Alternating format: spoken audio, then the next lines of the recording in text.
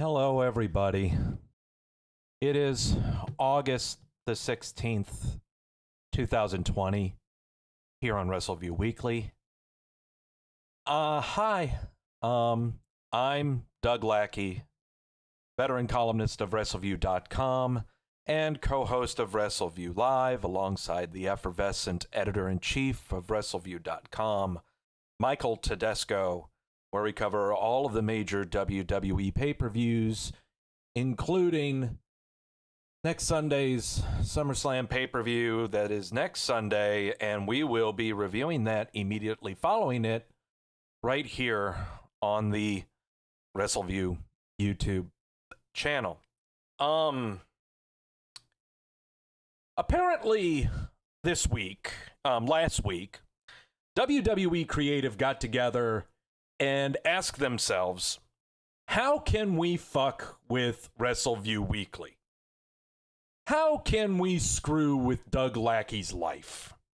Well, since they can't shut down the Johnny Walker distilleries out of Scotland, and though they can't drop a bomb right in the middle of Charlotte, annihilating 4 of my favorite breweries within a 20-mile radius, they instead thought, let's destroy the one thing that we pay attention to on his insipid little podcast. Let's fuck with the milk carton. Let's, just find Riddick Moss and see what we can do with him. Oh, we got this Raw Underground thing going on. Someone go over to that middle-class white suburbia, find Riddick Moss, and, let's have him do something. Oh, you really want to screw with Doug? Arturo Ruas isn't doing a goddamn thing. Let's go ahead and put him on there, too. Just make sure that he hasn't shaved that goatee, because no one will know who the hell... As if anyone knows who Arturo Ruas is. But you know what? Just throw him on there, too. You know what? Let's have a female tag match on NXT. And, those 2 girls that think who are ninjas? Let's put them on there. Yeah, we haven't had them on TV in a while. You know what? That sounds great. That's good shit, says Mr. McMahon. Who's this Doug Lackey kid, by the way? Oh, he pays attention to what we do. Let's fuck with him. So, Arturo Ruas, Riddick Moss, Casey Catanzaro, Caden Carter, Danny Burch, Kushida, all of them, and so many others, off the milk carton. Let's screw with Doug. But you know what? There's still new people that appear on the milk carton on a weekly basis. Some pretty decent names that appear on the milk carton. And so you think, Creative, that you're going to screw with my show? I say no, sir. This show will keep going, alive and kicking, regardless of whether you pay attention to it or not.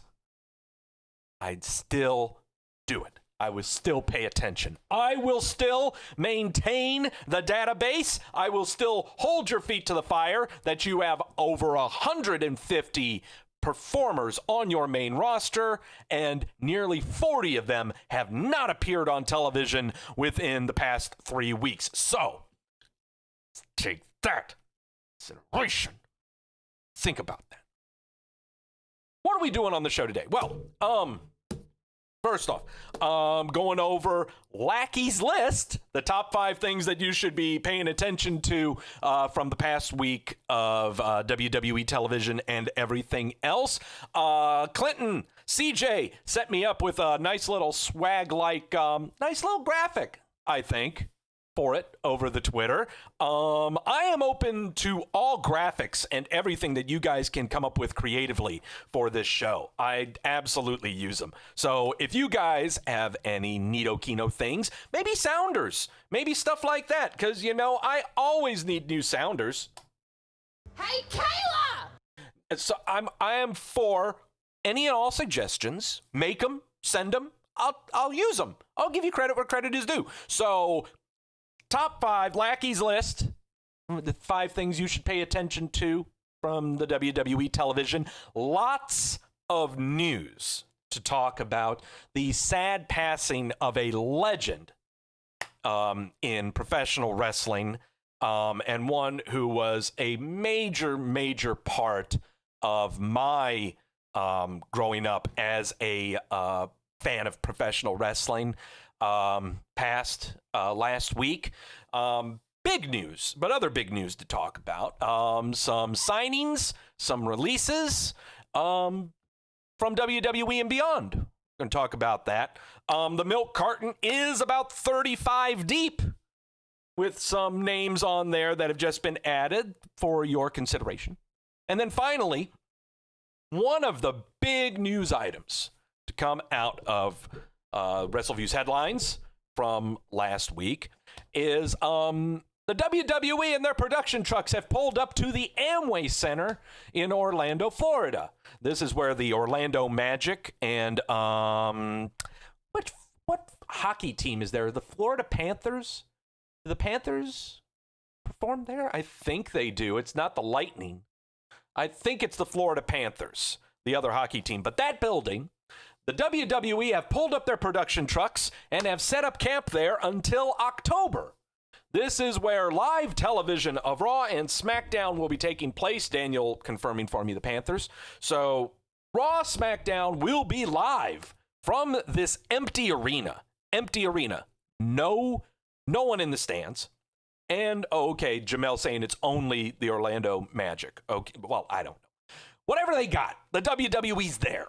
And so they're going to be doing their live television and next week's Summerslam at the Amway Center in Orlando, Florida. Okay, Miami Arena has the Panthers, so Amway is just the Orlando Magic. Okay, very good. And so we are going to fantasy book the Amway Center.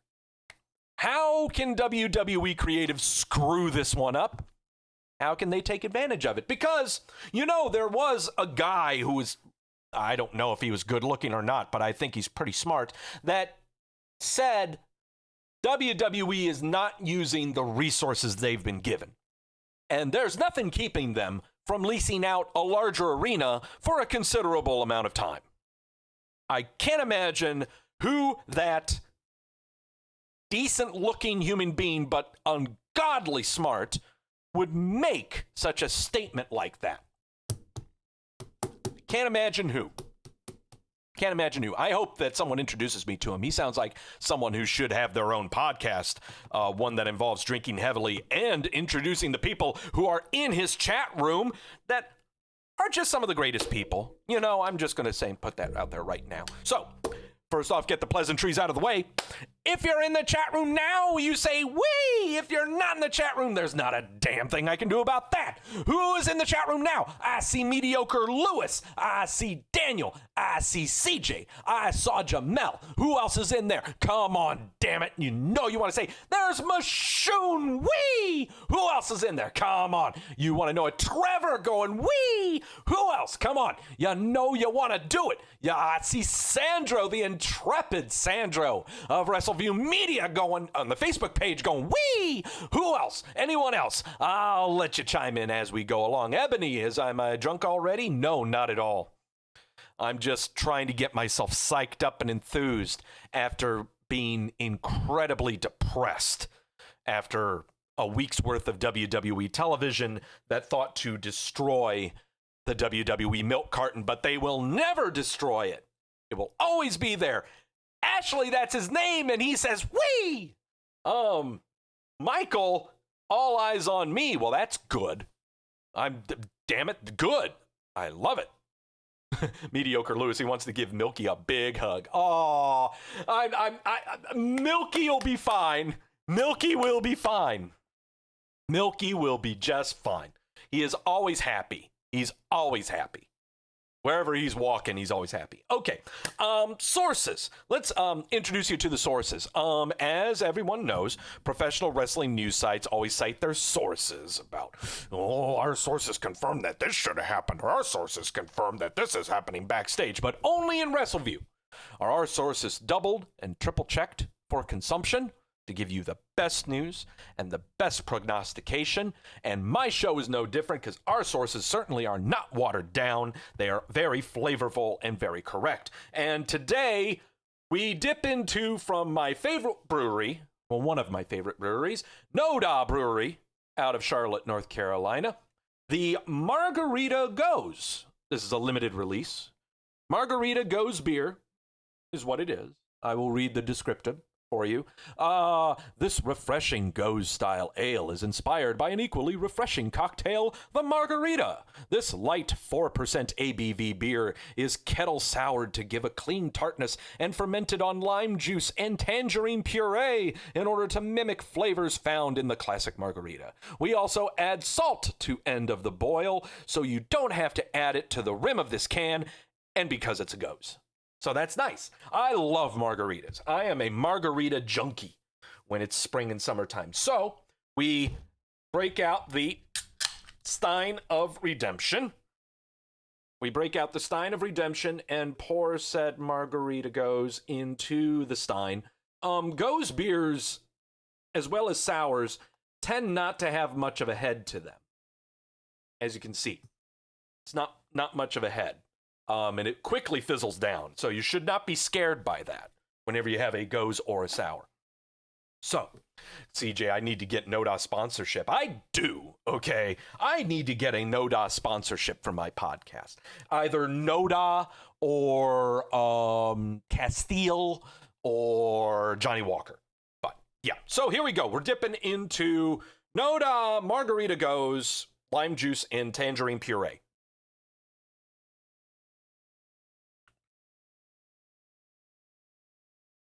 Huh. Mediocre Lewis asking if I ever played Gangsters or Gangsters 2 on the PC back in the day. No, I really didn't. CJ thanking me for the Castile recommendation. Hey, not a problem, dude. I'm glad you could find it. It doesn't taste like... When I think margarita, I think a very distinct lime. Okay, but I'm tasting way more tangerine in this, and I imagine they do the tangerine puree to mimic triple sec. They're using it to mimic triple sec that you would have in your margarita. And I'm not really tasting a whole lot of salt. It's okay. I mean, I've had worse Goses. I've had way worse. It's not bad. It's a light one. It's a light 4.0 ABV. Yeah, it's okay. For a day like today, like what it is outside, this is great. Outside, it's gorgeous. It's gorgeous. We're like at 77, 78 degrees, light breeze, sunny. It's ungodly gorgeous outside. So yeah, Margarita Goes, that's okay. I know a lot of you go like, Doug, why don't you drink stuff that we can all find? And I totally get that. And CJ found the Castile. That's awesome. The problem is, you're not really going to see me drinking Miller Lite or Bud Light or something that you can find nationwide. So I try to find good stuff to have on the show that is pleasant.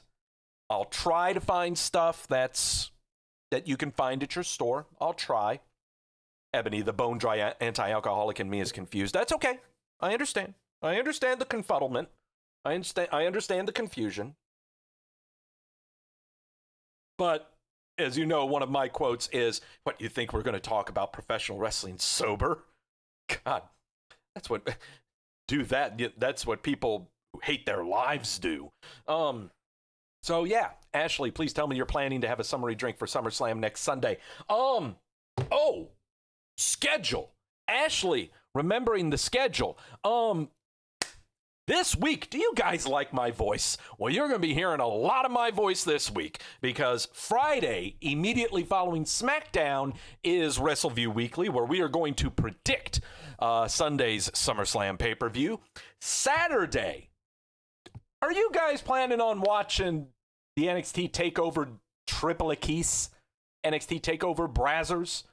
If so, watch it with me here on the YouTubes, on the Wrestleviews. I'm going to do a watch-along for NXT TakeOver Brazzers. And then finally, Sunday, immediately following SummerSlam, we'll be right here with me and the Effervescent One, covering SummerSlam.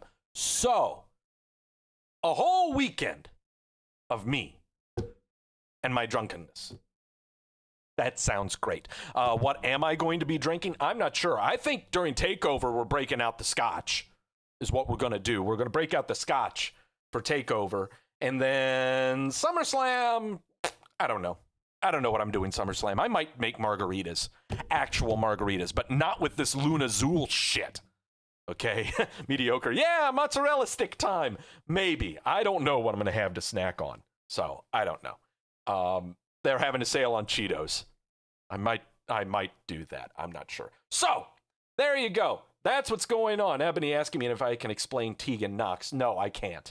I cannot explain Tegan Knox. But what I can explain, segue, is, so Doug, what I can try to explain are 5 things that happened in WWE television that you should pay attention to.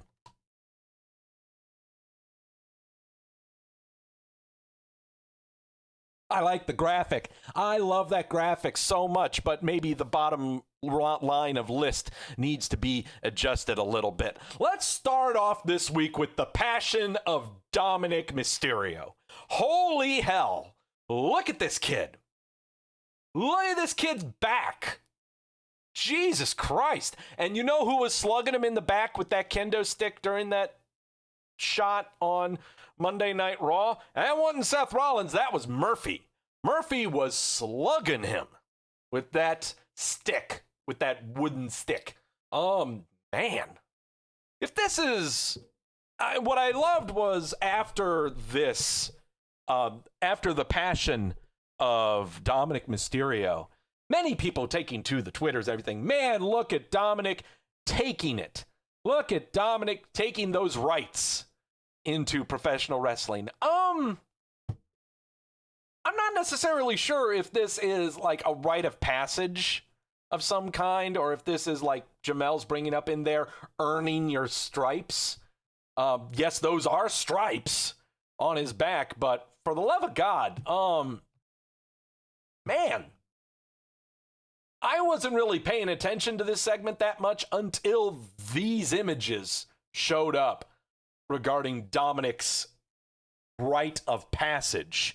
Okay, he is now set to face Seth Rollins at SummerSlam next week, which has now been confirmed as a no DQ match. Thank God, because we got to protect these two, and don't expose Dominic for being green. Even though I will admit, the times he's been on the show and has delivered the beatdowns to Rollins and Murphy and everything have been nothing short of fantastic. This guy, he doesn't give a damn about his body. He's so young, he just goes. Leaps off the top rope without a care in the world, slugs a stick in a chair like he just doesn't give a shit. It's fantastic. Okay, fantastic stuff. Andrew in the chat room going, wee! Yeah, I'm curious about this match coming up at SummerSlam between Seth Rollins and Dominic. Yeah, this is going to be curious. Mediocre Lewis, what's worse, this or the Ricky Starks taking a thumbtack filled scatboard? I don't know. I really don't know. CJ, definitely Dom's going to have some NXT time. I don't know. I think Dom's going to stay on Raw. He's going to stay on Raw, and he's going to be having a lot of tag team matches is what's going to be happening. With Humberto Carrillo? With his father, Ray? Yeah. Can you imagine Ray and Dominic being an actual tag team and, going after tag team titles when Angel Garza and Andrade get them? Yeah. Sounds good to me. Sounds like something that Rey Mysterio would like to hang his hat on. You know, just an idea. Just throwing it out there. Dominic and Rey Mysterio tagging. I mean, not Dominic and Angel Garza. Angel Garza teams up with Andrade. So yeah. Rey and Dominic as tag champs. Rey retiring. I can get on board with that. That's a good way for Rey to go out, I think. Not going after a singles title. Having a title with his kid. Sounds kind of good. Especially after this hazing that Dom took. Because, man, those whelps, I mean, Sheamus didn't have whelps that as bad as this. Oh, boy. Number 2. So, not only did we have the debut of the phenomenal Intercontinental Statistics System on Smackdown, but we also had the debut. He was not told by name. We don't know what his actual stage name is, but he is a producer of Smackdown. He is an agent for WWE. And he apparently likes tweets that Mike Tedesco, the effervescent one, puts out there that's actually insulting the WWE. It's Joseph Park. Abyss. Yes, Abyss. Making his WWE television debut as a guy. We don't know his name. Don't know anything about him. But when I saw this, and this picture is from a commercial break tie-in, where AJ Styles is right there next to Joseph Park and talking about whatever the hell is on his laptop.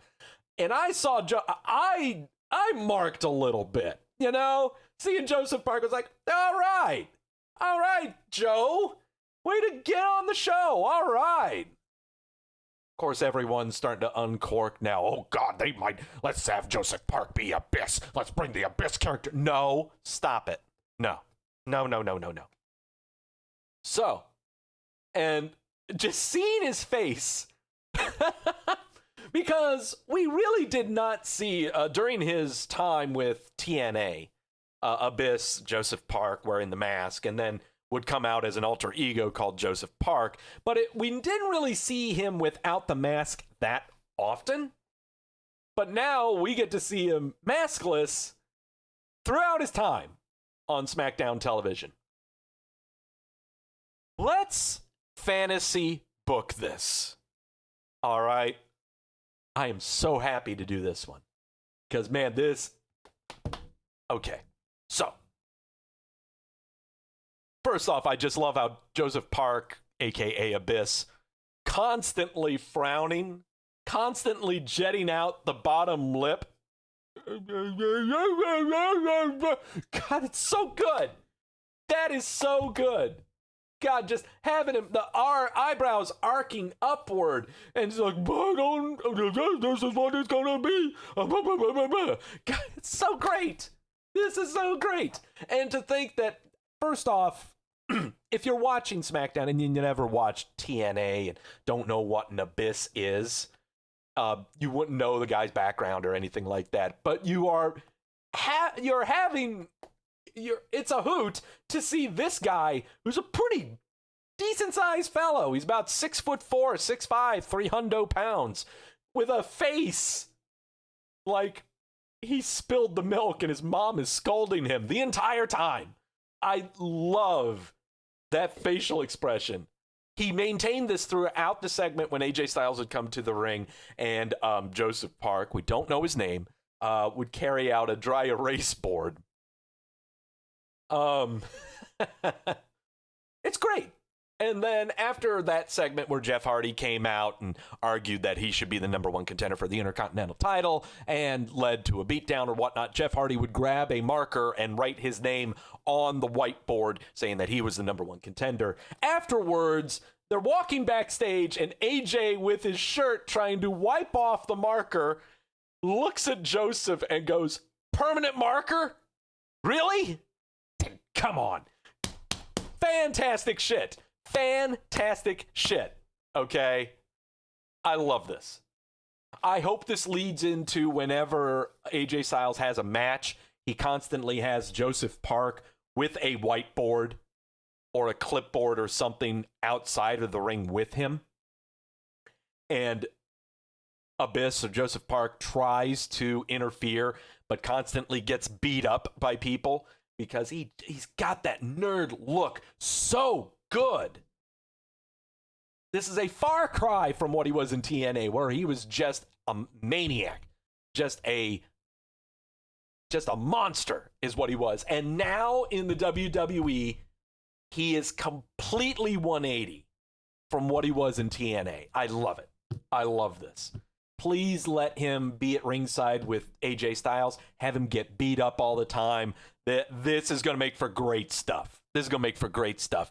Gil's in the chat room going, wee! CJ saying AJ plugged his Twitch channel during the segment. Yep, sure did. Yeah, I mark a little bit. You know, I'll admit to marking out. And I was happy. I was incredibly happy. So yeah, let's have Abyss, Joseph Park, be AJ's sidekick. Not manager, but, you know, sidekick. This is going to be fun stuff. Number 3. A lot of performers returned last week. The many that I mentioned that were on the WWE milk carton. But one return that got a lot of people to have the feels of some kind, why I don't know, is the mystery entrant into the triple threat match on NXT, Velveteen Dream. At first I thought it was going to be Tomato Chomper, but then when I heard the music, I felt like, yeah, that sounds about right. Yeah, no qualms there. But after he made his appearance, people on the Twitter started having feelings and emotions, hearkening back to the speaking out movement. No one bringing out that this guy was in a car accident, but more about the speaking out movement and about allegations of him and misconduct, of sexual harassment, stuff like that. WWE conducted their own investigations regarding the speaking out movement on a variety of performers. Jordan Devlin, one of them. Apparently, we haven't heard word one what's going on there, except that he may not be the Cruiserweight champion. They took the interim title off of Escobar. Santos Escobar's title for the Little Critter title. They've released El Ligero. They released, I think, a couple of other performers out of NXT UK involving the speaking out movement. But they never mentioned that Velveteen Dream was a part of the investigation. But here he is. And so I don't understand what all the big deal is. Just because there are allegations doesn't mean that he's immediately guilty. They're listened to. They're found out about. Matt Riddle was investigated, and now look where he is. He's on Smackdown. A focal point of Smackdown. I don't get it. I don't get what anyone's problem is with Velveteen Dream and his return. Don't get it. Unless you're just angry that they couldn't find anything on him. That's all. Velveteen Dream's back. He's going to be having a match against Fons Balor next week. See who will be making it to the NXT North American title ladder match coming up this Saturday on NXT TakeOver Brazzers. So I don't understand why everyone had feels regarding his return. Don't get it. You know? They didn't find anything. There's got to be a reason why he's on TV. Exactly, Andrew. So, sorry. Get over yourselves. Number 4. Mention this again. Raw Underground is now starting to pick up some steam with some people. and starting to get people's attention, especially with the people that appear on it, and you're like, where the fuck have they been? Riddick Moss was on there doing stuff. Arturo Ruas, who? He was on there. After not being on television for 5 weeks short of a calendar year, he made his appearance. Riddick Moss hadn't been on TV for nearly 5 months. Shayna Baszler making an appearance and beating up girls on there. Oh, and have you noticed also, when it comes to the Raw Underground, they got rid of the female dancers shot in front of the neon lights. They got rid of it. They don't do it anymore. I think the people spoke regarding that, me being one of them. Also an appearance by Dabba-Kato, aka Babatunde, who has a fascination for scrotums and yanking on them really, really hard. Again, Raw Underground has been growing and has been getting a lot more attention. And I think it's for the better. At first, oh God, anger was apparent, but I said again, the reason I thought people were angry more than anything else were the shots of scantily clad women dancing in front of neon lights, which had absolutely nothing to do with what they were doing. Mediocre Lewis saying he liked the dancing girls in a mediocre way. So I gotcha. But, yeah. So, slight changes to Raw Underground for the better. And we are going to be seeing a lot more people who haven't been on television in a while getting off the milk carton and showing up on Raw Underground just so that you understand that they're there. It would not shock me if we get another 2 or 3 that haven't been on television in over 6 months show up on Raw Underground. And some of them lose. So, I am waiting for people like CJ brought it up there. I'm waiting for AOP to show back up.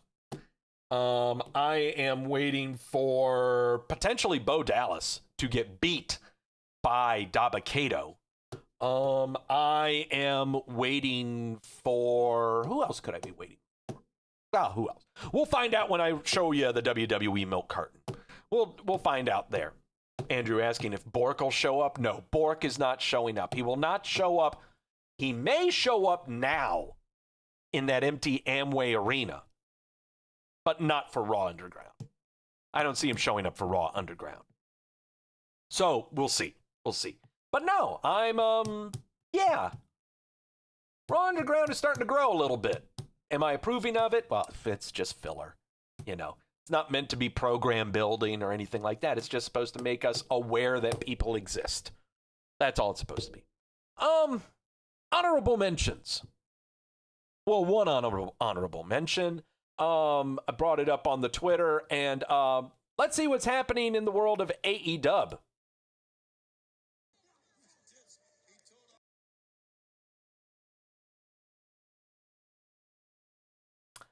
AEW. AEW. Never change. Just AEW, just never change. You continue to be you. God, you're fantastic. I love you, AEW. Seriously, I'm so glad you're around so that we can use you as comparisons. For fuck's sake, I love you, AEW. I'm showing you footage from AEW Dark from last week, which is available on the YouTubes, and you can just jettison right over to the 4-minute mark to witness this magnificent throwing of punches that are actually just beatings of your own chest. Man, we are getting right back to where we started with the Dark Order and the phantom punches into the ground. And the problem is, when that GIF came out last year, I think around about last year, some considerable time ago, regarding the phantom punches thrown at Dustin Rhodes into the mat the really horrible punches. The excuses were of, well, that guy was not a wrestler. He's just a fill-in. He doesn't mean anything. Period. That excuse cannot be used here because the guy trying to throw punches or trying to look like he's throwing punches, that's Ray Phoenix. Ray Phoenix, one of the cornerstone signings of AEW.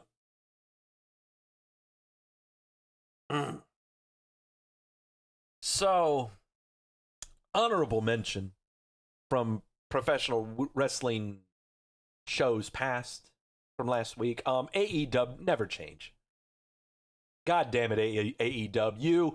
You continue to be the alternative that we can all go to for quality professional wrestling.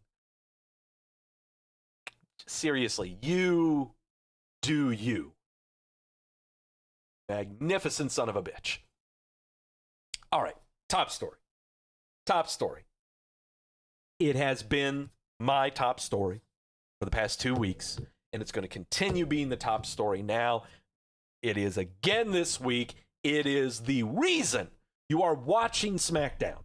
It could be very well the reason you're going to watch Summerslam. It is the best program the WWE has been putting out for the past 7 to 8 months. It is Mandy Rose versus Sonya Deville. Hair versus hair match confirmed for SummerSlam. I believe this is the first female hair versus hair match we've had, I think, since, was it WrestleMania 20? I think it was. It was Molly Holly versus Victoria, I think. I know Molly Holly was the one who lost that hair versus hair match. But I think so.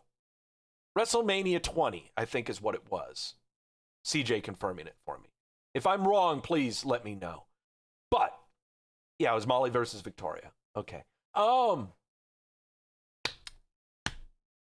First off, God. This is the match you're going to pay attention to at SummerSlam. This is the one you're really psyched up about. Not Drew McIntyre, Randy Orton for the WWE title. Not Braun Strowman versus The Fiend Bray Wyatt with Alexa Bliss implications. No, not that. Not AJ Styles versus Jeff Hardy. Not Apollo Crews versus Bobo Lashley. Not the Street Profits versus Andrade and Angel Garza. No, it is this match. This is the match. Pay attention to. It was hair versus title, says Jamel. Yeah, that's right. Hair versus title.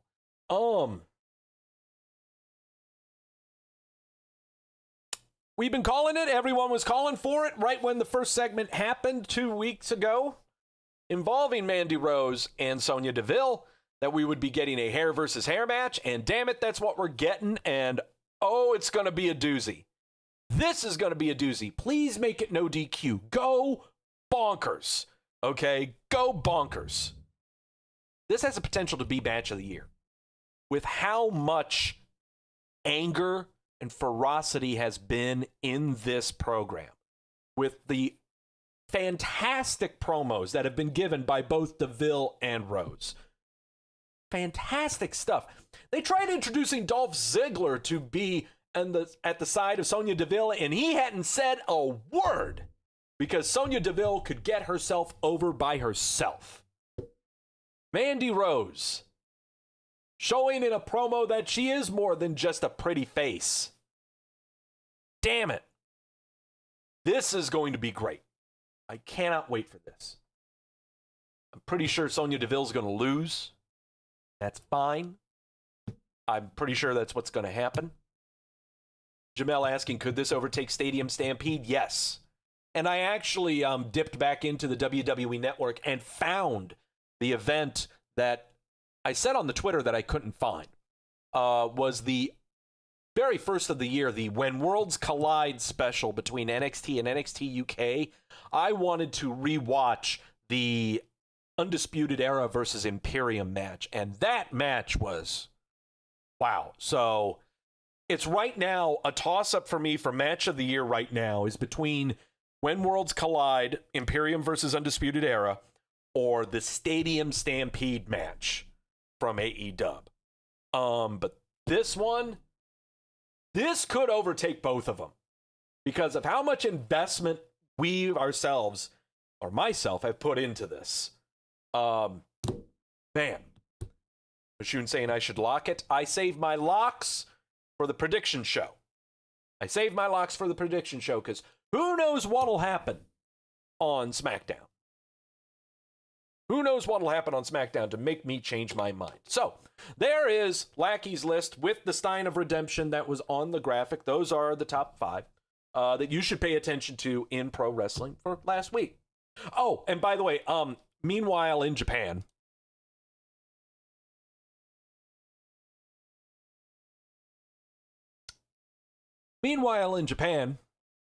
at DDT Pro, oh God, Jesus.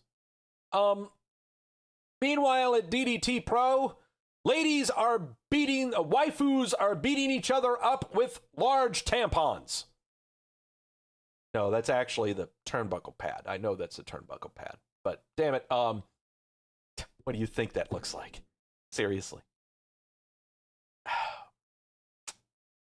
Japan. Oh, stop right there. Yeah, there you go. God damn it. John Morrison's spots are better choreographed than that. Dear God. Look at this. This is so horrible. The pacing, the stopping. Here, just stop right there. Okay. God damn it. Meanwhile in Japan, waifus trying to be wrestling. And I love how all the time you say, no, it's no better time than right now than to be a female and watch professional wrestling because you have so much to watch. Especially all the federations in Japan that are empowering. That are so empowering and liberating for feminism. And damn those creatures with penises. God damn it. Okay, okay, that's enough. All right, that's enough. All right. Stop. Oh, boy. Time to get to the news, and going to start this off with some somber news, unfortunately. Kind of sad stuff.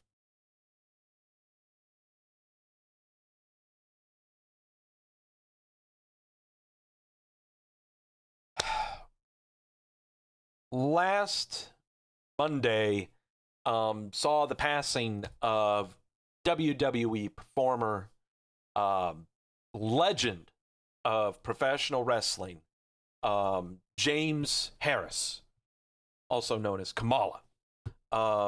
He was, cause of death was unknown at that time last Monday, hailed as the Ugandan Giant.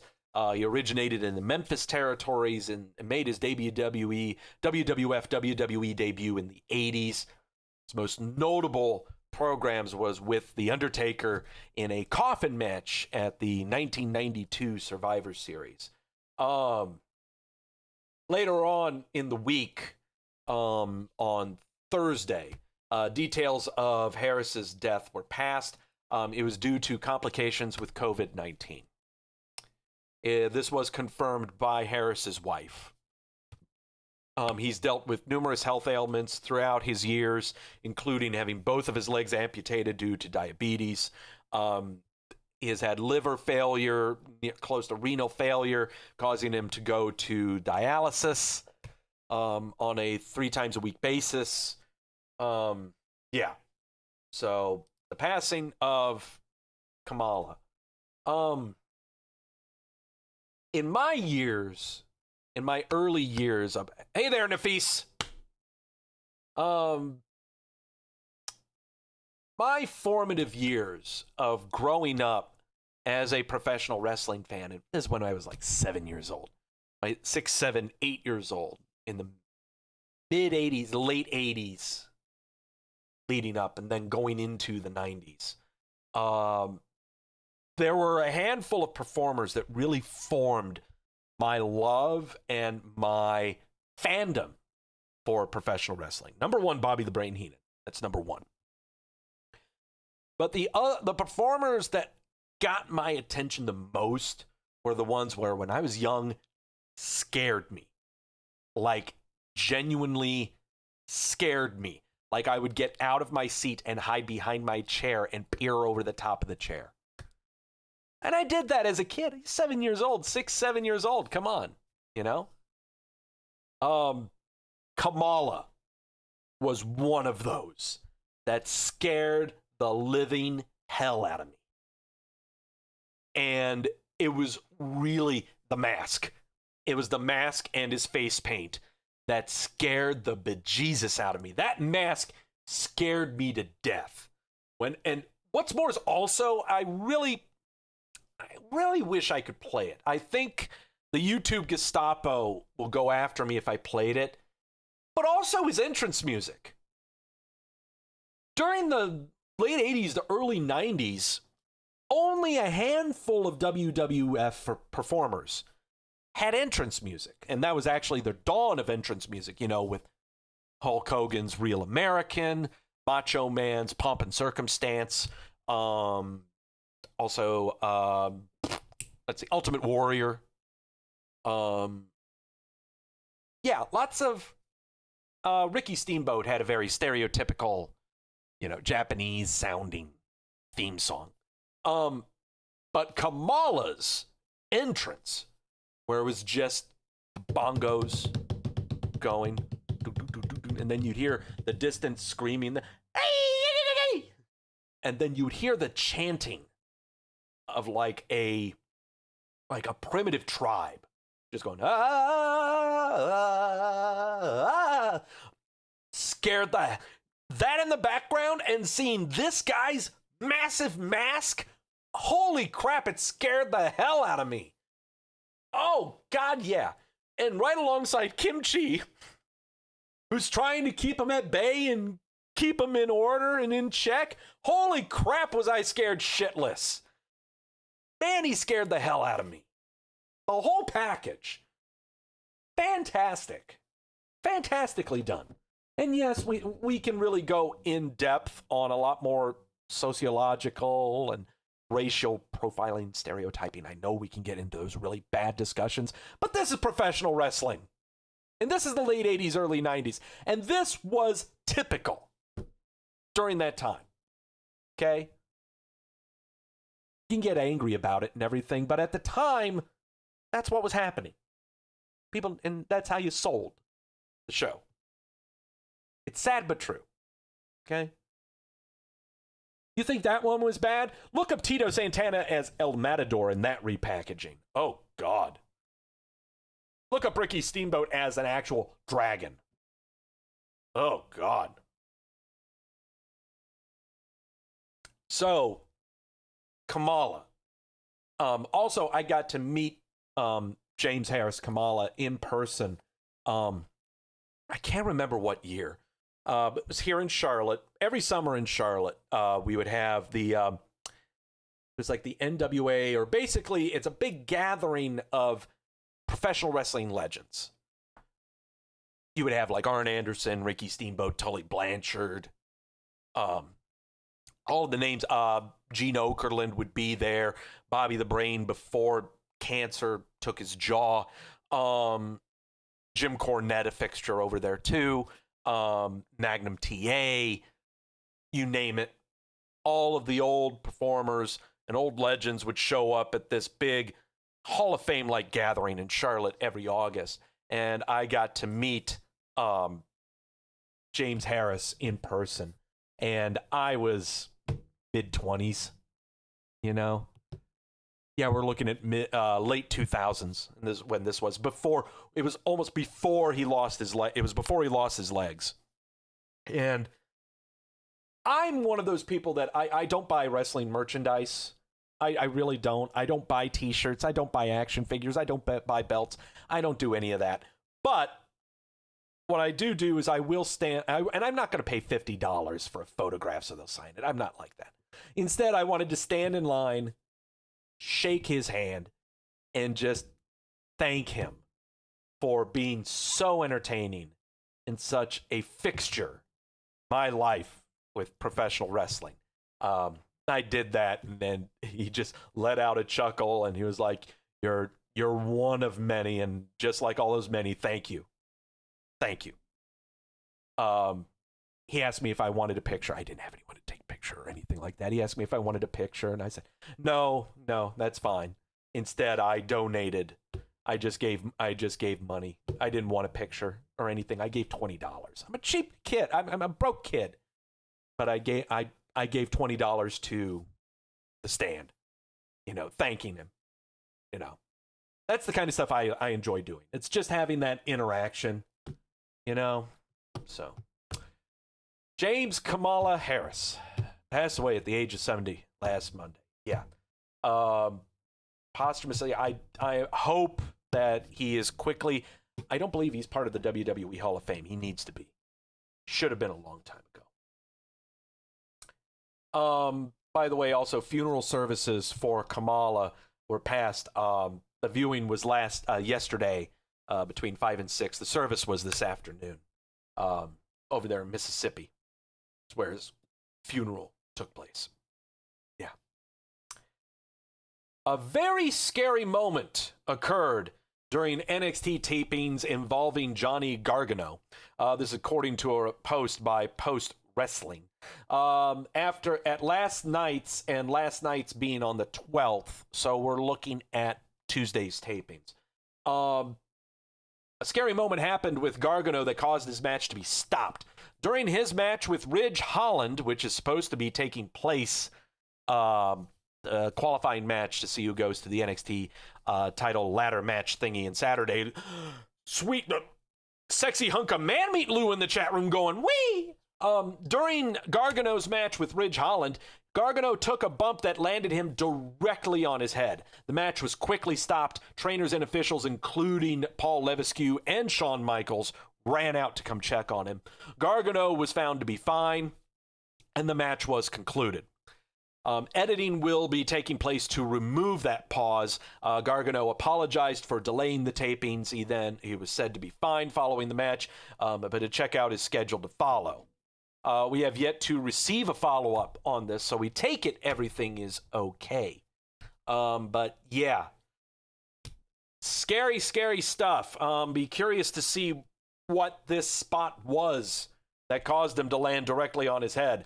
I'm not sure if they'll be able to edit out that spot, but we'll see when the match is on television on Wednesday.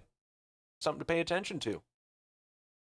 Independent wrestling, including Evolve and IC Dub, have now come to the WWE Network.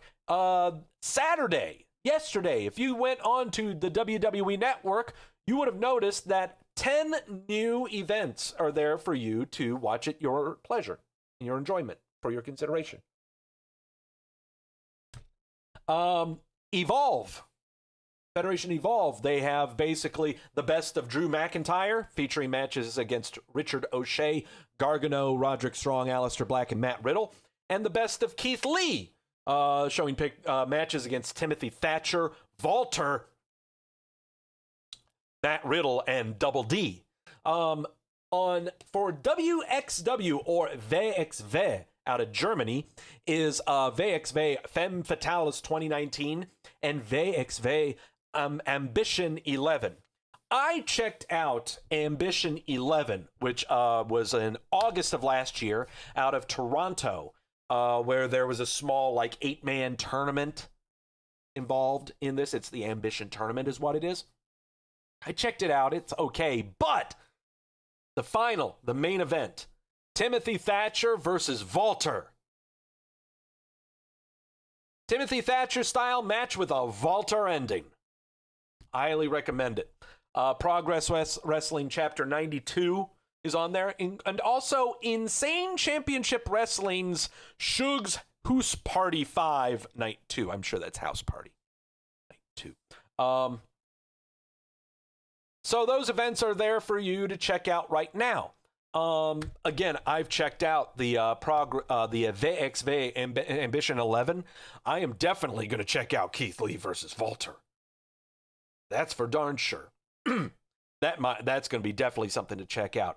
Also saw Jamel mention there in the chat room, Kamala had a Ring of Honor championship match against Bryan Danielson in Ring of Honor. We might check that out. I almost clicked on the link and watched it. We might check that one out. Releases in the professional wrestling of the world's AEW has had their own miniature cleaning of some kind, releasing Jimmy Havoc, Bea Priestley, and Sadie Gibbs. All three competitors have been removed from the roster page. Jimmy Havoc was accused of rape, assault, mental, physical, and emotional abuse during the Speaking Out movement in July. AEW issued a statement that he was receiving treatment and counseling for his battle with mental health and substance abuse. Well, his status with the company was to be reevaluated, so it's been evaluated. You see, this is how you take care of that stuff. Velveteen Dream, they didn't find anything. Okay. Bea Priestley has been overseas since the start of the spiky Nerf ball pandemic. She has been unable to travel to the U.S. She hadn't been on television since March the 11th. Finally, Sadie Gibbs has not appeared on AEW since October of last year. She confirmed her release on the Twitter, saying, "My journey, it's been one hell of a ride. I never expect it to get easier. I just expect my core values and perception to evolve, and for me always to find grace within moving forwards. Thank you so much, Tony Khan, for giving me a chance of a lifetime." Well, yeah. Sure. So there you go. AEW not doing so hot with the women folk. Yeah, you're kind of right on that one, Jamel. Sandro mentioning that there was a 1-year contract. So, yeah. There you go. Bea Priestley would have a release statement regarding her release from AEW. You can venture on to the Twitter regarding that. Yeah. Basically about the same things that Sadie Gibbs said. Former Mae Young competitor retired, and that was Vanessa Craven. She performed at the 2018 Mae Young Classic, and she went to the Twitter last Tuesday to said that she was retiring, calling it a career. She had appeared for International Wrestling Syndicate in Montreal, BSE Pro in Ontario, IWA Mid-South, Neo Japan Ladies Promotion, and Shimmer. Craven lost in the first round of the 2018 Mae Young Classic to now WWE performer Lacey Evans. Lacey Lane was what it was, but I think she changed her name to Lacey Evans. She took to the Twitter to issue a statement saying, "Thank you, everybody." So, yeah. Didn't know much about her, but glad that she's going out on a high note and a note that she would like. Renee Young provided an update on her cookbook. Provided the update there. She is with the pizza. She's shooting pictures for the cover of the cookbook. I will be ordering Renee Young's cookbook. She says that there are going to be adult beverage concoctions in her cookbook, and I will make them live on this show once I receive them. So, yeah. Doug the bartender. Thanks to Renee Young on an episode of Wrestleview Weekly. Something to look forward to. I'm sure whatever the ratios are for the liquor, we will boost up just a little bit. Current VXV Women's Champion Amale. Is it Amale or Amale? I think it's Amal. Yeah. Current VXV Women's Champion Amal says that she has signed a WWE NXT UK contract. She went to the Twitter and said, "Your new NXT UK superstar, the first ever French female professional wrestler signed by the WWE." I'll take her word for it. I believe her. Sure. Amal, now a part of NXT UK. Sounds good to me. And also, if you tuned into AEW Dynamite, you would have seen the debut of former WWE referee Mike Chioda. He was the fabulous one during Cody Rhodes' title defense of the TNT title, where he counted to 4.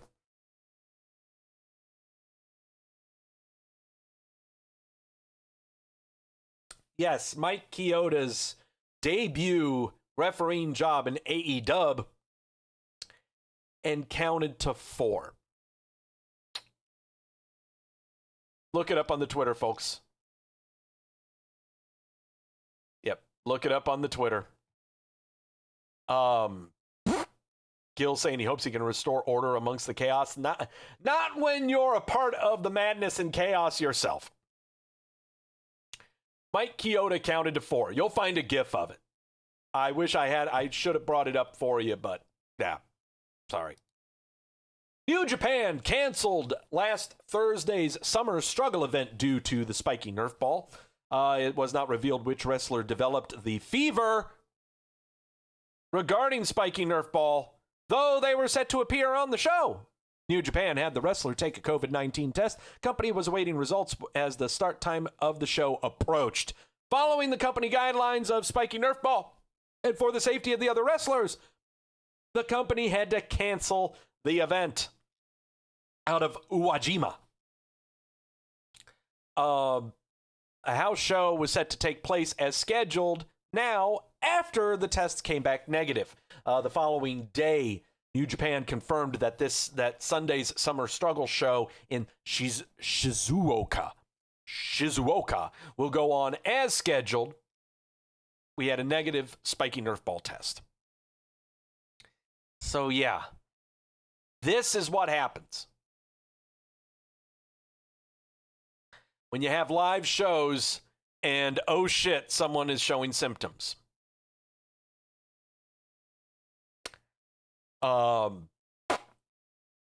WWE, take notice. This is the last thing that you want to happen right now. Just keep your eyes on it. Don't fuck this up. Ring of Honor announced the return of television tapings this month in Maryland. Back on March the 17th, Ring of Honor announced that due to the spiky Nerf ball, all events through the end of May were canceled. But then on May the 3rd, the company announced that they canceled all June live events due to spiky Nerf ball. The announcement did state that no fans or staff who are not essential would be allowed at these events. So, this month, Ring of Honor is going to go back to TV taping in the state of Maryland, even though their federation is all kinds of fucked up right now.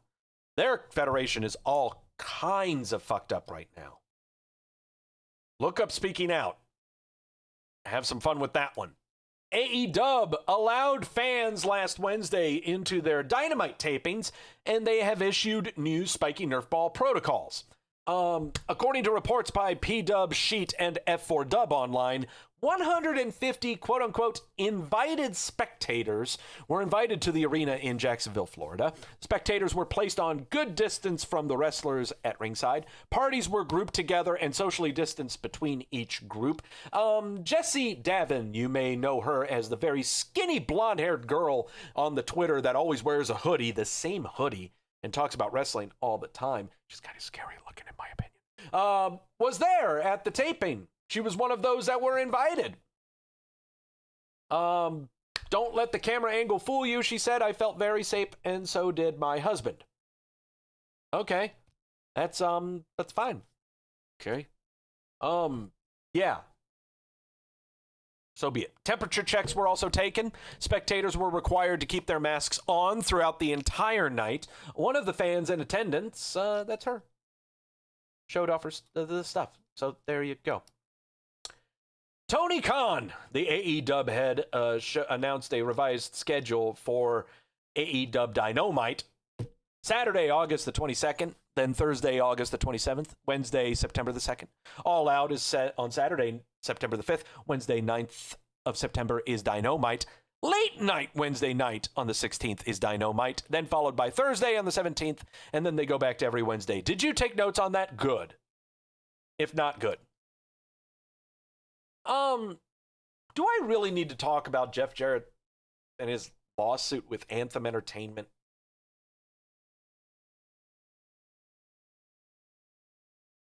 No, I don't. No, I don't. I don't need to. I got to think of some good news to talk about. And I think the only good news that I could find was that Darby Allin and former Major League Wrestling star Priscilla Kelly are getting a divorce. Priscilla Kelly put a statement out on the Twitter. I'm not going to talk about that stuff because I don't really like dipping into personal issues. But I guess that's news. Injury updates. Razar, torn bicep. He should be coming back SummerSlam times. Becky Lynch has a tiny human in her tum-tum. She's not going to be back until WrestleMania times. Jinder Mahal, reparative knee surgery on the same knee where he blew out his patella. He won't be back until October. Edge, torn tricep. He's not going to be back until WrestleMania times. Charlotte Flair having cosmetic surgery done on a bad boob. Won't see her until Survivor Series times. Lars Sullivan, annihilated knee. We have not heard word. He has been hurt for the past 19 months. We have no idea what's going on there. Xavier Woods, torn Achilles. He should be back around SummerSlam times. Ember Moon, way more severe torn Achilles, but it seems like she might be due back around the SummerSlam times as well. We hope. Jimmy Uso, cleanup surgery on his right knee. He's not going to be back until Survivor Series times. Elias, third injury in the past 2 years. Third injury in the past 2 years. Torn boob. He has a torn pectoral muscle. He's not going to be back until WrestleMania times. Boa, the Chinese male of NXT, torn rotator cuff and labrum. He won't be back until SummerSlam times. I think he's actually been out in the spectators is where he's been. And finally, Jessamine Duke, when she is not out there in the crowds of the Performance Center, she is recovering from reparative elbow surgery on both of her elbows. She's not going to be back until the SummerSlam times, we think. Those are the people that are hurt. Crack it open. What about the people who aren't hurt? What about the people who are perfectly healthy? What about the people who haven't been on WWE television or pay-per-view for, say, 3 weeks? They end up on a very special list. A list of my own design. A list that the WWE tries to destroy with every fiber in their being, but they know they can never do such. You cannot destroy it. You can only hope to contain it. Brace yourselves. Turn your heads if you're squeamish. It's the WWE milk carton. Oh, you can't kill what you can't destroy. I am all-knowing and ever-being. Praise me. I sucked on that ad-lib. I've done way better ad-libs. Oh, well. What are you going to do? You're going to do nothing, Doug. You're just going to read your goddamn list. Kofi Kingston. This is the actual current picture of Kofi Kingston on WWE's roster page, holding the Smackdown tag team titles. Later, Jamel. Whee! Holding the Smackdown tag team titles. The New Day have not been tag team champions for, I think, 2 or 3 weeks now. Something like that. We haven't seen him since the June 24th episode of SmackDown, where he gave Big E his blessings to go out and be a singles competitor because he was going to be out for 6 weeks due to injury. No, he isn't. He's not hurt. We haven't gotten anything regarding this. WWE hasn't said anything about his injury or what it is. Yeah. Double D, Dominic Dijakovic. Haven't seen him since the July 22nd episode of NXT where he took a powder to Karrion Kross to confirm that Karrion Kross is a thing. 3 months ago, Double D was rumored by many professional wrestling news sites, not ours, that he was going to be debuting on Monday Night Raw. How'd that little nugget of news turn out for you? I have this one on here just for appearances, I guess. He's on the list. I don't know if I should really pay attention to it that much.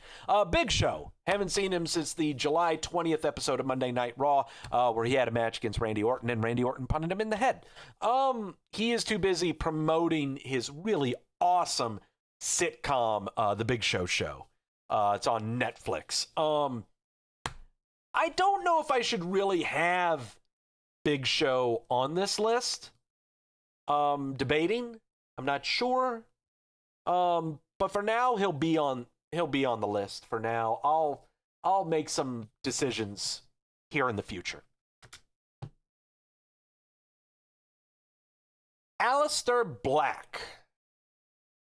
Haven't seen him since that same episode of Monday Night Raw on July the 20th where he had a match against Seth Rollins, and apparently Rollins and Murphy, quote-unquote, injured him.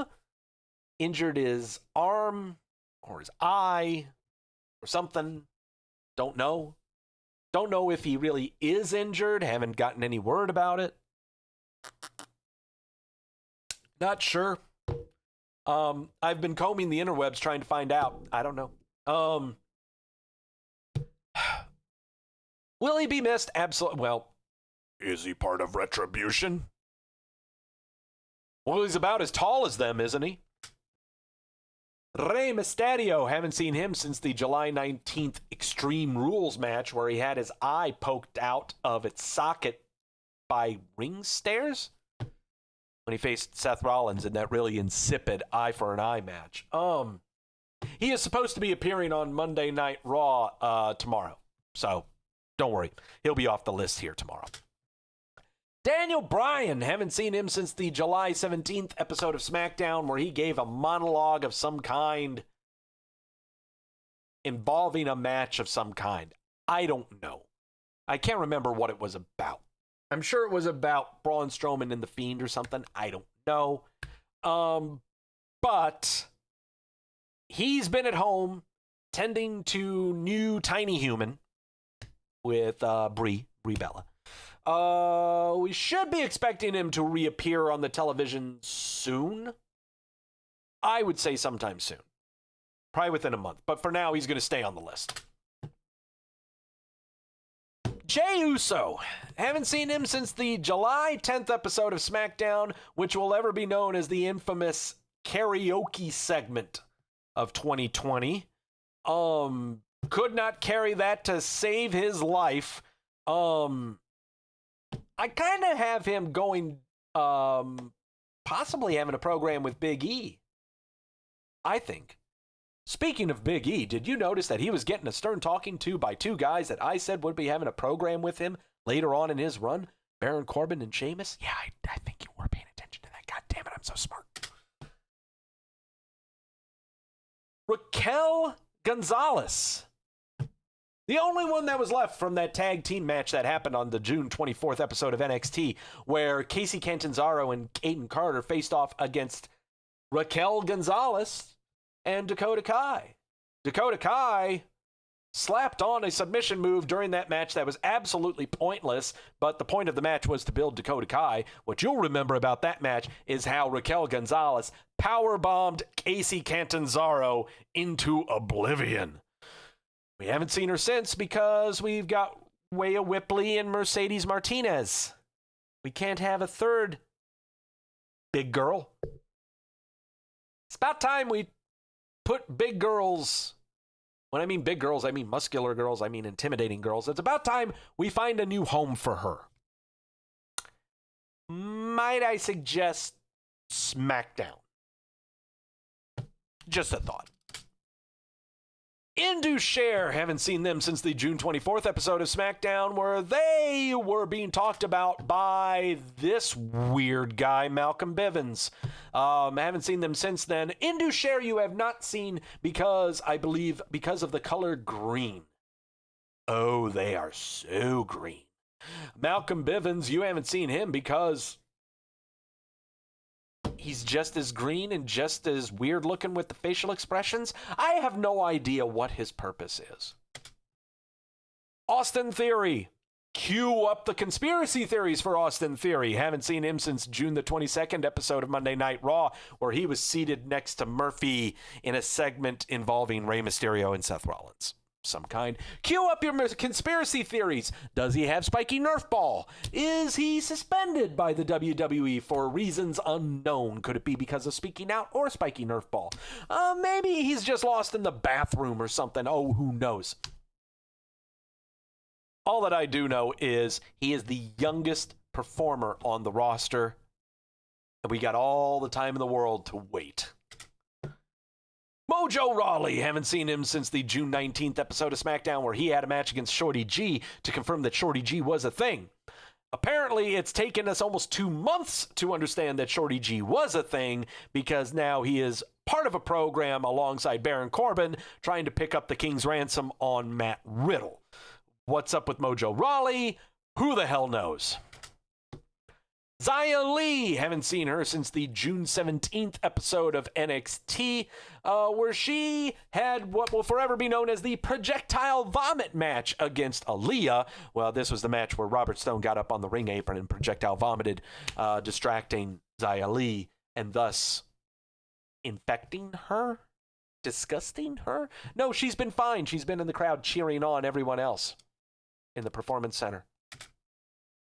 Tomato Chomper. Haven't seen him since the NXT TakeOver In Your House show, where he took a powder to Karrion Kross. Haven't seen him in a while. There are a lot of rumors going around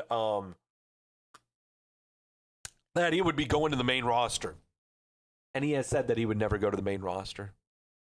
He said that he would rather retire and get out of wrestling than go to the main roster. Unless you are part of something that is against the WWE.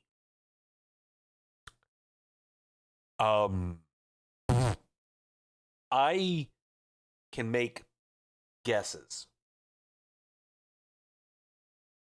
I can make assumptions.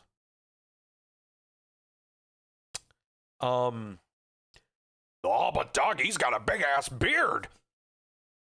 You'd be able to tell he was one of them. He can shave. He was clean-shaven before.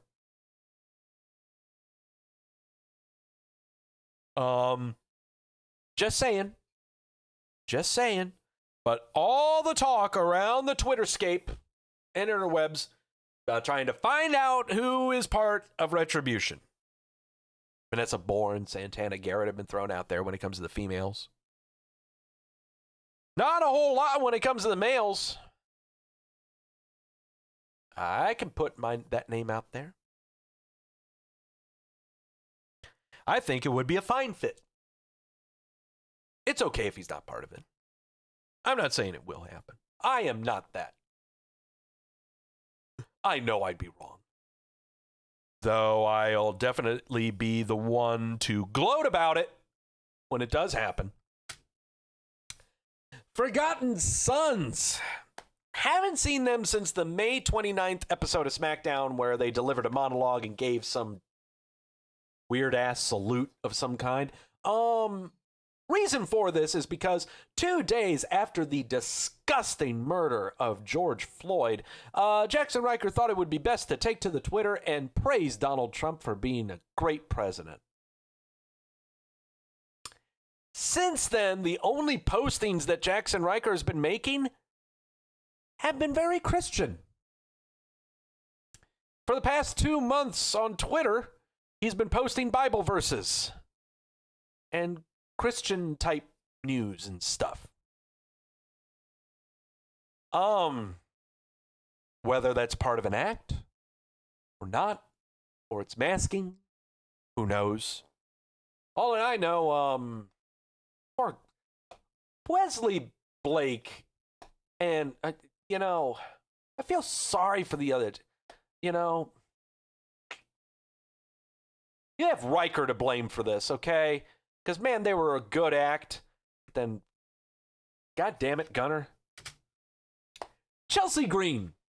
Haven't seen her since the May 27th episode of NXT where she teamed up with Charlotte Flair to take on Io Shirai and Rhea Ripley in a Teddy Long special.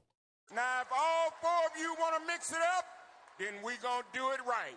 I'm going to make this a tag team match. After that match, she would meet with her then manager Robert Stone and fire him.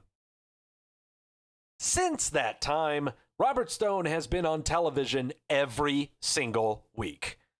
Chelsea Green, not so much. We're approaching 3 months now. What has she been doing? She's been posting that she's been doing what every other female performer would be doing with their free time, posting sexy pictures of themselves on Twitter and Instagram. Yeah, pretty much it. So,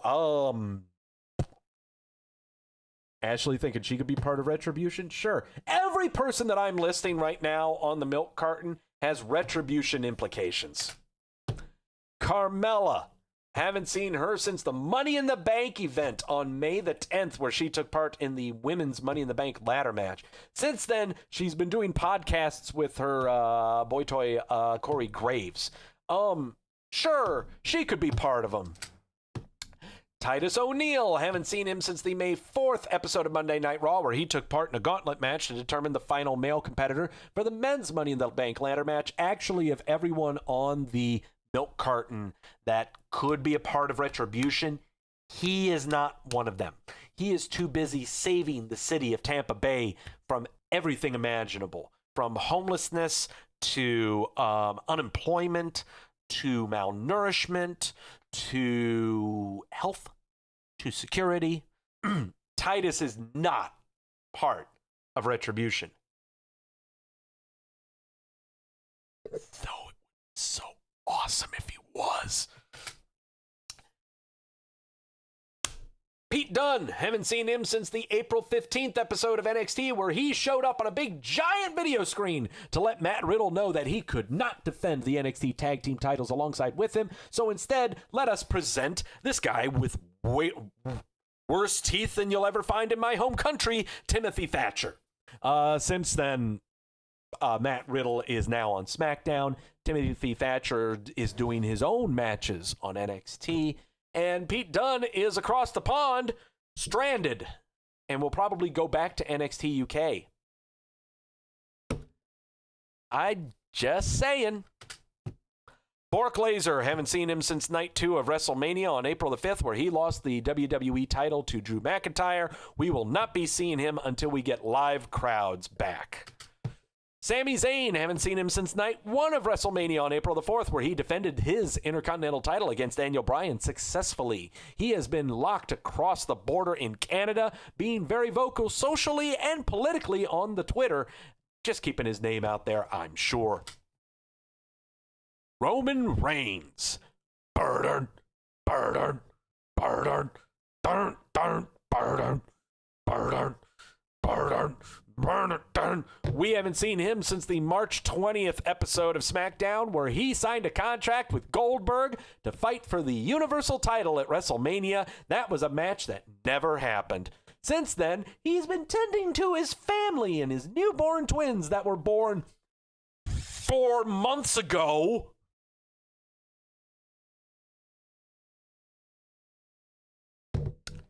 I have a feeling that Roman Reigns will be returning SmackDown following SummerSlam. Just putting it out there. I'm just saying that I see Roman Reigns returning next Friday. Not this Friday, next Friday. They wouldn't do it this Friday. No, not with the go home to SummerSlam. No. Save that for after SummerSlam. just my feeling. I'm not locking it. Grizzled young veterans. Do we give a fuck what they were doing? I sure as hell don't. All I know is they put forth a lot of effort to try to build them up for 5 weeks, and now we haven't seen them on television for 5 months. They're back in UK, doing stuff over there. They're still a part of the NXT roster. Care. AOP, even though Razar is injured, I'm counting them both. We haven't seen them since the March 9th episode of Monday Night Raw, where they took part in 5 weeks worth of Teddy Long specials. Now, if all 4 of you want to mix it up, then we gonna do it right. I'm going to make this a tag team match. AOP, Viking Raiders, Samoa Joe, Kevin Owens, Murphy, Seth Rollins, Rey Mysterio, you name it, all of them involved in clusterfuck matches, tag team, 6-man, 8-man, it don't matter. That's what they were doing. Haven't seen them since. These guys, I see showing up on Underground very, very soon. Robert Roode, haven't seen him since the March 8th Elimination Chamber pay-per-view, where he teamed up with Dolph Ziggler to try to capture the SmackDown tag team titles in an Elimination Chamber match. He was name-dropped by Dolph Ziggler when he made his debut on Monday Night Raw, his return to Monday Night Raw, after being traded, the two of them, for AJ Styles. We haven't heard word one about what this guy is, where he is, or what's going on. All we know is he's locked across the border in Canada at the ripe age of 43 years old. Marina Shafir, haven't seen her since the March 4th episode of NXT, where she shoved a stick through a cage to help her hubby, Roderick Strong, beat up Velveteen Dream. That didn't happen too good. Mansoor, haven't seen him since the Super Showdown pay-per-view out of Riyadh or Jeddah or Bismarck, South Dakota. He had a match against Dolph Ziggler. He's been appearing on 205 Live, I know that, but he hasn't appeared on NXT Raw or Smackdown, and he's part of the main roster, further confirming that he only appears in his home country of South Dakota. Kona Reeves, haven't seen him since the February 19th episode of NXT, where he took a powder to Keith Lee in less than 25 seconds. Vanessa Bourne, haven't seen her since the January 15th episode of NXT, where she took part in a battle royale of the Vagina Persuasion to figure out who would face Rhea Ripley for the NXT Women's title. Bianca Belair would end up winning that thing. One of the big names that's rumored to be a part of Retribution. Sure. Why not? Don't care. I really don't care who's a part of Retribution. It is the worst segment that's going on right now in the WWE. It's one of the worst things they've got going on right now. It makes no sense to me at all. And apparently the numbers grew on SmackDown. Instead of 5, they're now 9. How many? I don't know what's happening. Finally, the new stalwart of the WWE milk carton. You've got to go all the way back to 2019 for this one, because that's where we went for Arturo Ruas, who,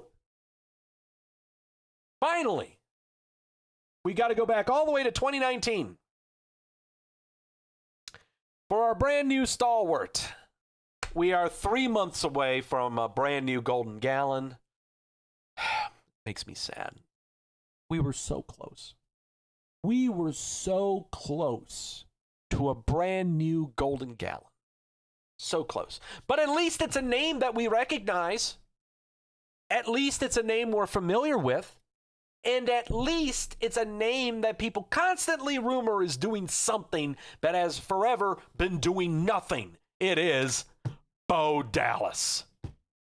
We haven't seen him since the November 15th episode of SmackDown from last year, where he was in the ring with Curtis Axel and Drew Gulak making fun of Braun Strowman leading into Survivor Series. Since then, Drew Gulak has not been doing much because Daniel Bryan and Brie Bella welcomed a tiny human onto this plane. Curtis Axel is no longer employed by the WWE. So what's going on here? Member of Retribution? Yes. Yes, of course, yes. And Bo Dallas is part of Retribution. Oh, he's part of the new faction that Bray Wyatt is putting together with Alexa Bliss. Sure, why not? Yes, that's what he's doing too. This is what I believe. He's going to show up on Raw Underground and get his ass kicked by Babatunde. That's my guess. He's going to get his ass kicked by Babatunde, and then he's going to be released. That's what I would have for him. It's a good way to go, right? And then you can go to AEW, and then you can say, Raw held me down. Why hasn't Curtis Axel shown up yet? It's prime for the taking. Just go. So, that's the WWE milk carton. Pretty shortened. Not as big as what it used to be. Not a whole lot of people are going to be showing up on it after this week, but we'll see. They are a name that is very familiar to the milk carton, and a name that might be making his debut. I don't think he's ever been on the milk carton, maybe once for only 1 week. But there's a name that's going to be showing back up on here if he doesn't show up next week on Raw. Whether he's doing something with other little critters or whether he's behind a wall of computers. Who knows? So, there you go. That's the WWE milk carton. Okay. We have fun here on this show fantasy booking WrestleMania. We have fun fantasy booking people's careers like Big E's, his singles run. We love fantasy booking. What professional wrestling fan doesn't love fantasy booking? But now, how do you fantasy book an arena?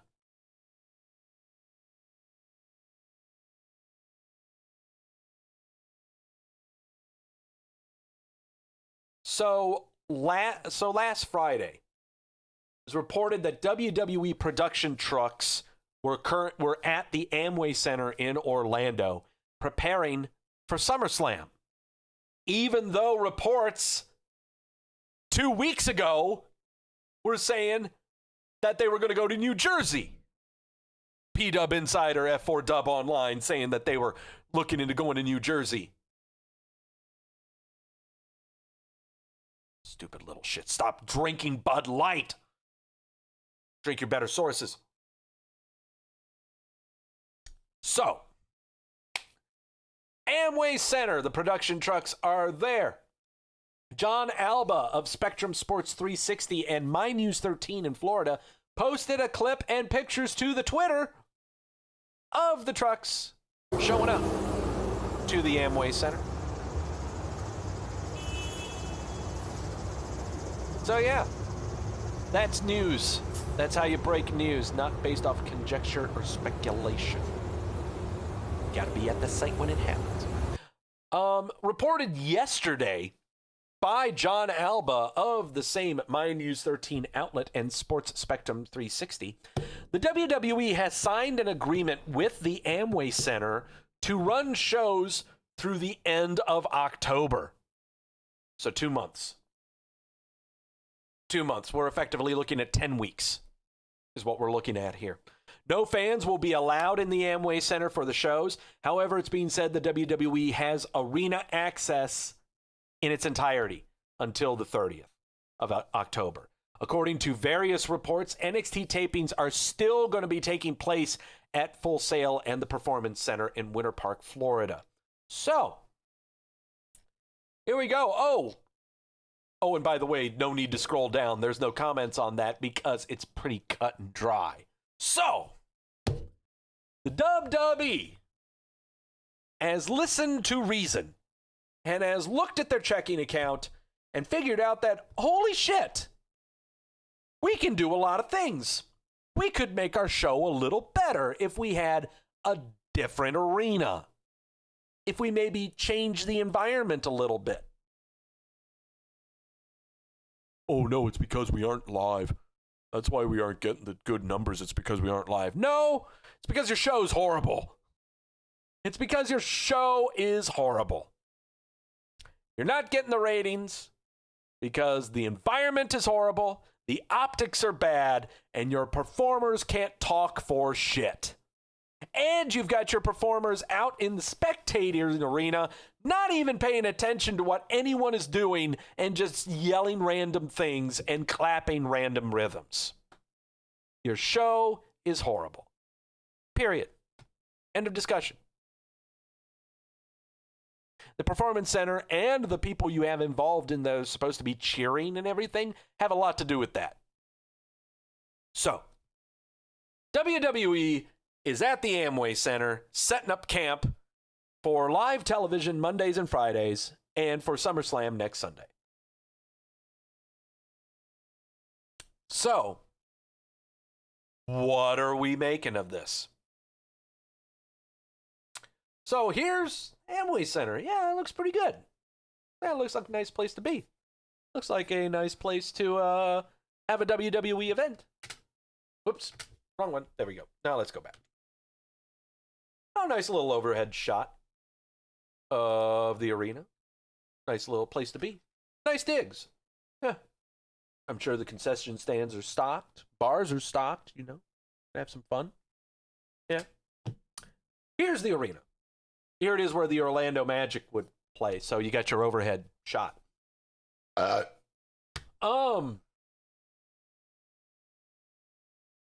WWE needs to have learned from AEW in that you take advantage of your surroundings. Take advantage of the resources that you have. Finally, they took advantage of the resources they got and leased out an entire arena for 10 weeks. There's nothing saying that they can't rent out another arena for another 10 weeks within the state of Florida. Nothing saying they can't go to where the Miami Heat are. Nothing saying they, can't go to Tampa Bay. They can go anywhere. Hell, if you want, travel up the interstate, go up I-85, go to Georgia, go to Atlanta. There's nothing saying you can't rent a facility for 2 months. Nothing saying that. And I've got a feeling that's what we're going to be seeing. Because past October the 30th, we're still going to be going under spiky Nerf ball. It's still going to be happening. Nothing's changing. Guys, come on. It doesn't matter. Nothing's changing. Don't think about vaccines. Don't think about anything like that. We're never going to get our shit together. Shit is not going to be brought together until next year. Well into the summer of next year. Okay? Get used to this concept. There's not going to be a live show of any kind for another calendar year. Okay? What I got to say?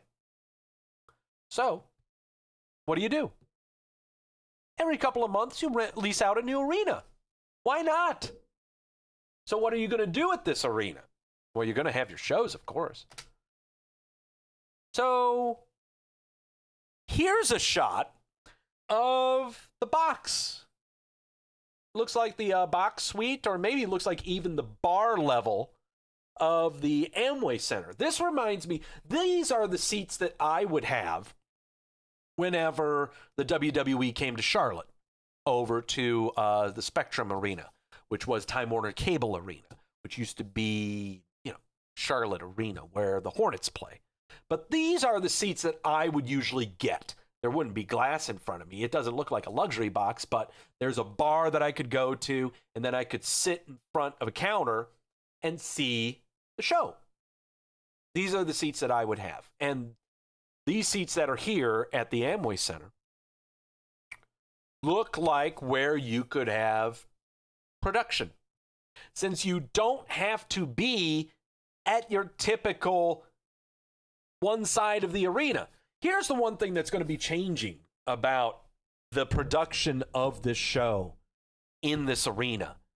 Now that we don't have any spectators, without any fans, they have carte blanche of the entire space of this arena. Everyone's really thinking more about, are we going to have cardboard cutouts of fans? Are they going to have their performers in the stands? Are they going to do like Zoom screens of fans at the games watching them or something? The one thing we all really need to start thinking about here is, how is it going to be produced? Where is production going to be located? Where are your camera angles going to be? It's unprecedented. Think about this.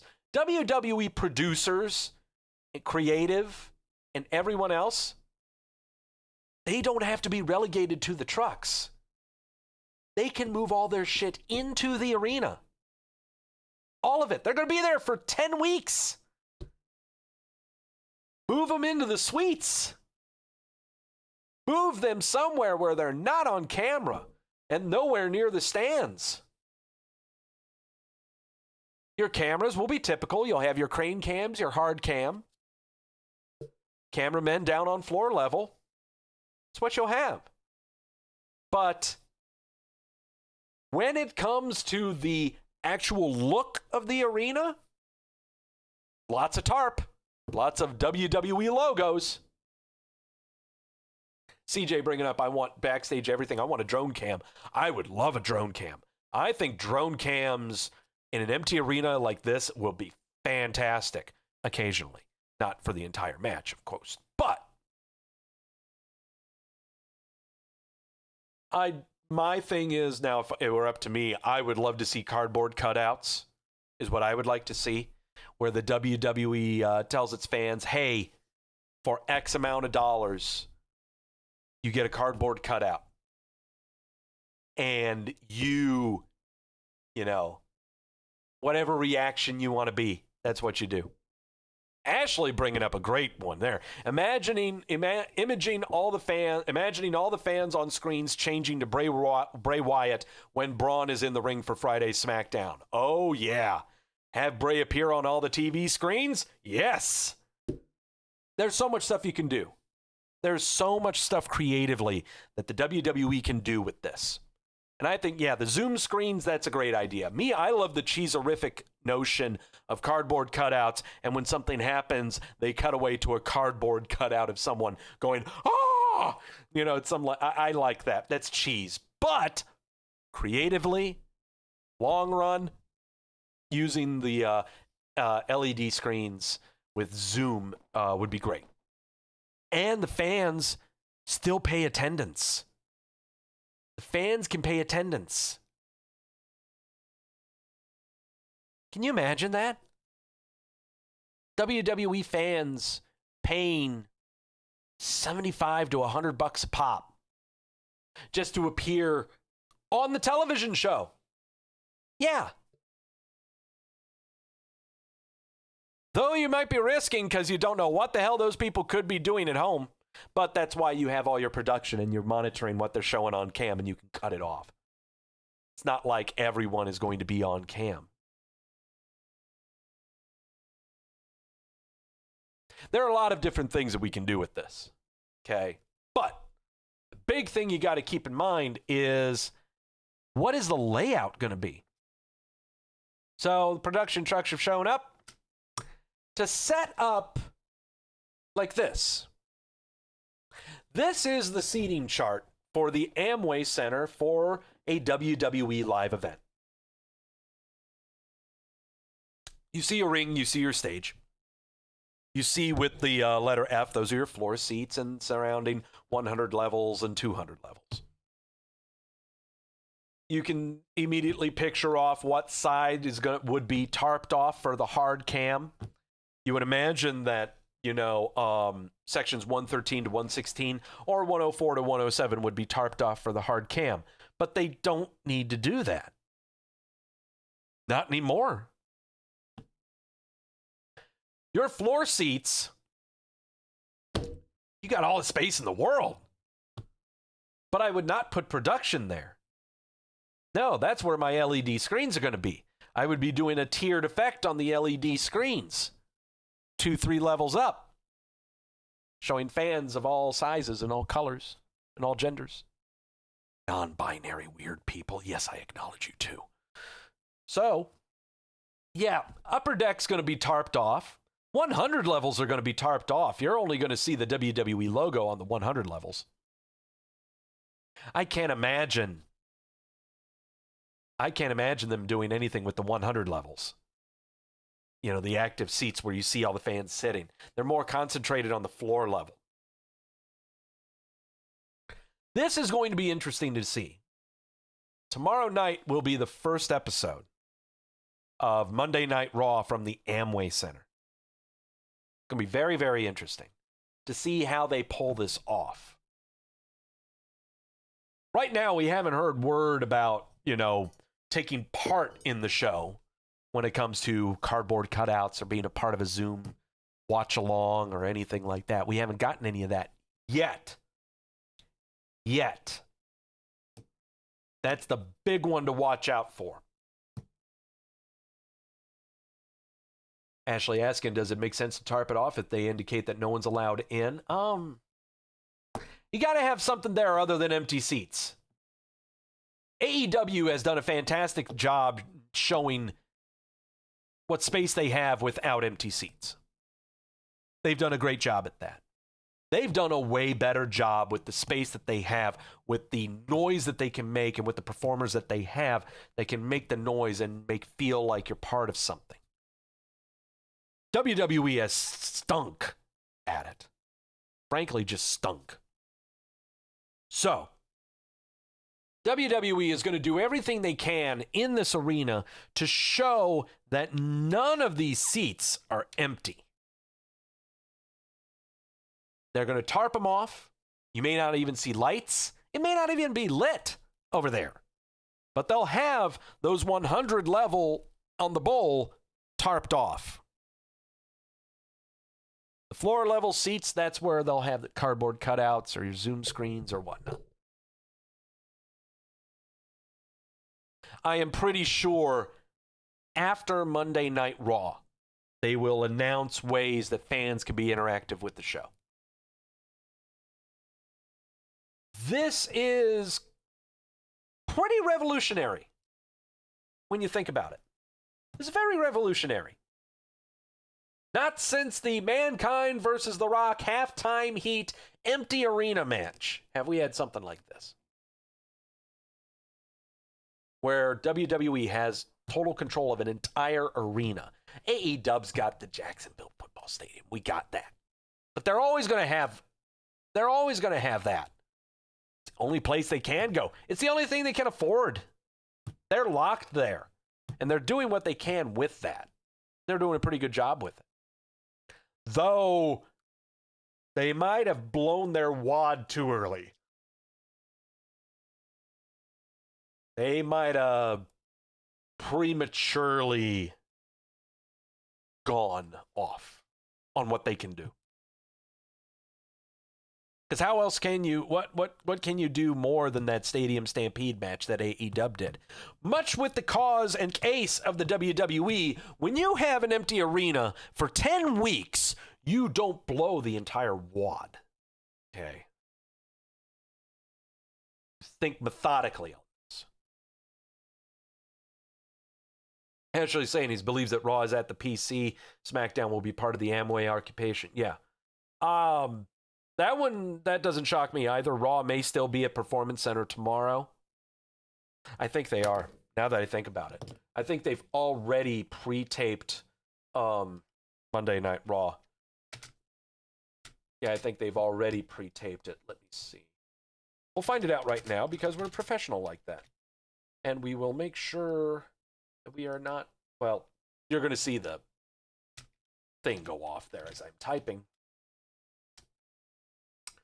Monday Night Raw taping. Let's see. August the 3rd. No, that's not right.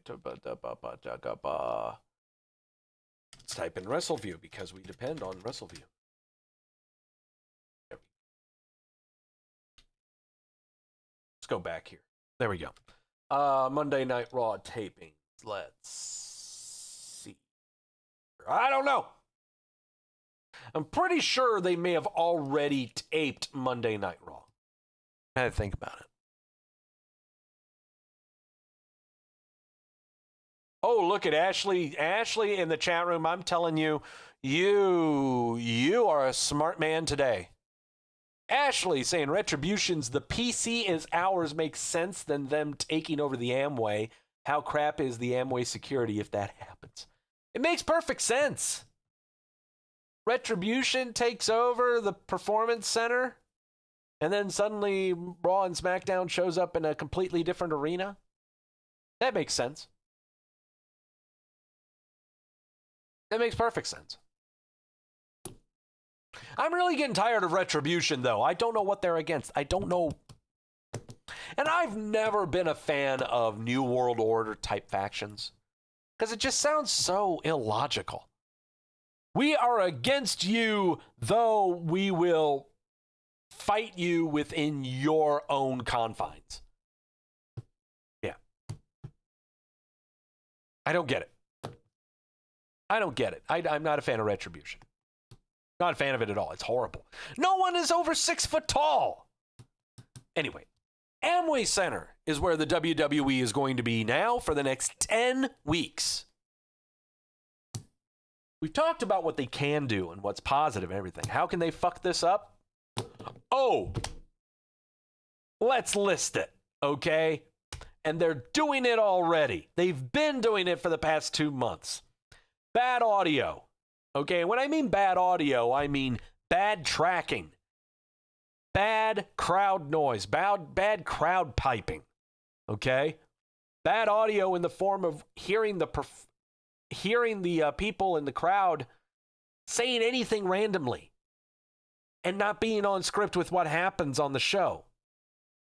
Bad audio is the number one thing that they can ruin this. Number 3, bad camera angles. You've got all the time in the world to figure out your camera angles right now. You've got a week to figure those bad boys out. And you have an empty arena to do it too. You have no time constraints at all. None. There is no reason why the camera angles cannot be crisp during this. So. Ashley is saying that Raw and SmackDown was supposed to be taped tomorrow. But now with the move, that might not be. So, other things that go bad. Technical glitches happen. Okay, if you set up a Zoom board everywhere and a screen goes out, that happens. That happens. It's happened in NBA games, I'm sure. That's no problem. But the biggest thing that's going for them right now, and the biggest no-no, the biggest con,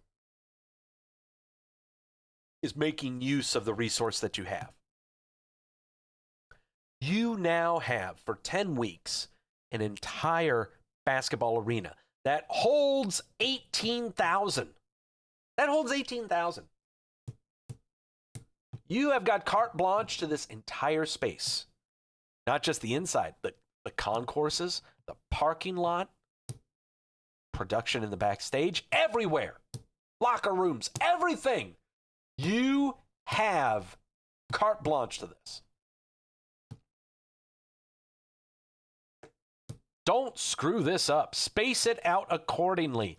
Don't have a street fight spanning the entire arena on your 3rd week. Don't blow your wad so early. You got 10 weeks. Just like any touring heavy metal rock band does, your final night at that hotel, tear it to shreds. You destroy it. What would be their final match in there? October, Halloween. October 30th is their final day there. Friday night, a Halloween Smackdown. Who knows what it'll be? But one thing I do know is that it would not shock me if the WWE does screw it up. Come on, they screw things up all the time. So, Amway Center, WWE. You've got 10 weeks to produce a show that's Way better than what you've been giving us for the past 5 months since Spiky Nerf Ball invaded our lives. You're supposed to make our lives better. And you kept touting that, well, we're a live show. We've got to be on. We've got to provide something for everybody. Well, what you've been providing us sucks. You got 10 weeks to give us a good show. I dare you to try. That's going to do it for Wrestleview Weekly. Did you like this show? Did you hate this show? Well, like or dislike it. Either one. It's your opinion. I will not contest it. But I care about what you think. Well, maybe. But I'm sure others do. Like or unlike this video. Subscribe to our channel if you dare. For those of you that are on the Spotifys and everything listening to me right now, thank you all so much. I try my darndest to make this worth listening to and not visually seeing it, but, just letting you know, I try to make it worthwhile on both forms. This week, okay, first off, Mike and Victoria going to be covering Monday Night Raw, the go-home Monday Night Raw leading into SummerSlam tomorrow night. If you're like me, and I know I am, and you like the sound of my voice after having lots of drinks and talking about professional wrestling, then oh boy, do you want to be here this weekend. Friday night, immediately following Smackdown, we make predictions on Wrestleview Weekly for the SummerSlam pay-per-view. How many shots of Luna Azul Blanco tequila will I be taking? Well, you aren't going to know until you tune into that show on Friday. Saturday, are you kids watching NXT TakeOver Brazzers? NXT TakeOver 30? Are you going to watch it? Oh, you are. I am too. And I'm watching it right here on the Wrestleview YouTube channel. You should stop by and watch me as we watch the show. That sounds like fun. I've done it before. It's always been a great time. We're making predictions on that show, too. Oh, and finally, Sunday, SummerSlam Times. Immediately following the SummerSlam Times, we will be here for Wrestleview Live Times with myself and the effervescent one, Mike Tedesco, where we review the SummerSlam pay-per-views. You'll never see it coming. How is that for creepy? Thank you all so much for stopping by. I really do love doing this show. It's a great break from life in general. I do enjoy putting this thing together. Thank you again so much. Don't be an asshole. Wear a mask. Think of others before yourself. Stop being an American. Try being from Japan. Except don't beat up a waifu with a giant tampon. Okay, don't do that. That's not nice. Okay, be a nice person. And as always, know when you're being sold to.